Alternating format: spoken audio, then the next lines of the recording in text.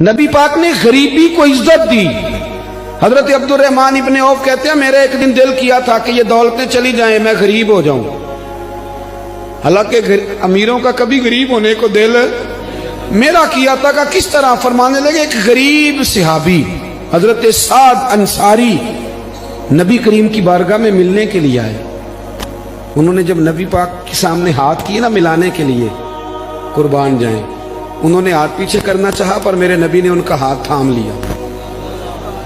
حضور نے زور سے پکڑ لیا. انہوں نے ایک دفعہ چاہا, پھر اصل میں آپ سمجھے نہیں نا میں کیا کہہ گیا ہوں, یعنی حضور نے ہاتھ تھام لیا, یعنی نبی کریم نے ان کا اپنے دست مبارک سے ہاتھ پکڑ لیا. صحابی خاموش ہو گئے. حضور نے پھر ان کا ہاتھ کھولا, فرمایا یہ کیا ہے؟ تو وہ رو پڑے, عرض کرنے لگے حضور بچے زیادہ ہیں, مزدور آدمی ہو, پھاوڑے کے ساتھ کدال کے ساتھ کئی کے ساتھ کام کرتا.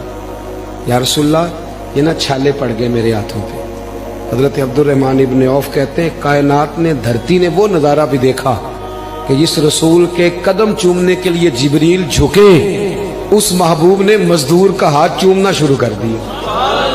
فرماتے ہیں غریبی کو وہ عزت ملی کہ میرا بھی دل کرتا تھا غریب ہو جاؤں, دل کرتا تھا. یہ کس نے ذروں کو اٹھایا اور صحرا کر دی, یہ کس نے قطروں کو ملایا اور دریا کر دیا, یہ کس کی حکمت نے یتیموں کو کیا در یتیم اور غلاموں کو دنیا بھر کا مولا کر دیا.